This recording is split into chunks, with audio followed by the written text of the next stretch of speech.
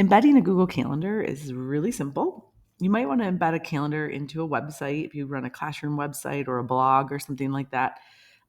If you keep a classroom calendar with events and things coming up for your parents that might want to see on your website, or if you use Google Classroom and you know how each classroom has its own calendar with all the assignments and such listed, that might be a helpful thing to be posting on a website so that your parents can do a quick check to see what assignments, and students to see what assignments and such are coming up. So it's really easy. You just have to be in Calendar, and you're going to come up here to the settings wheel,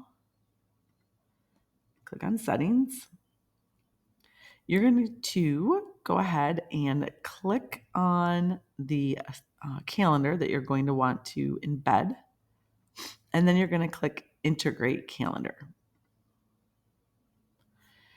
From here, you're going to see a bunch of different types of ways you can integrate a calendar. Probably the easiest, if the website allows you to do, is just to use the public URL. So this just is already a URL that makes the calendar public, so anybody viewing can see. They cannot make changes to it, but they can see it publicly. The other way is to use this embed code, and some websites are going to require an embed code. You're going to want to come in here and click customize. You'll be able to see the different types of things you can change to have showing.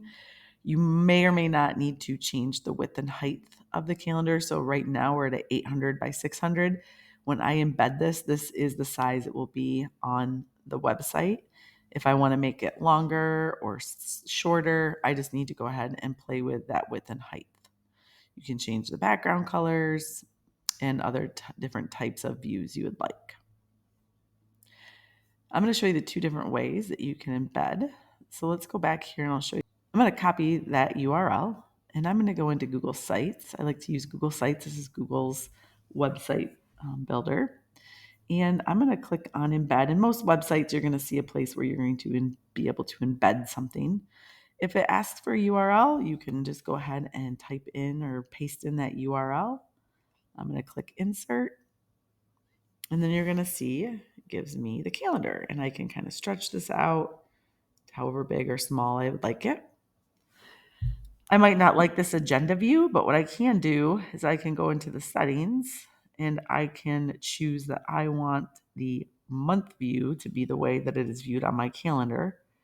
I can make any of these other changes as well in here and click done.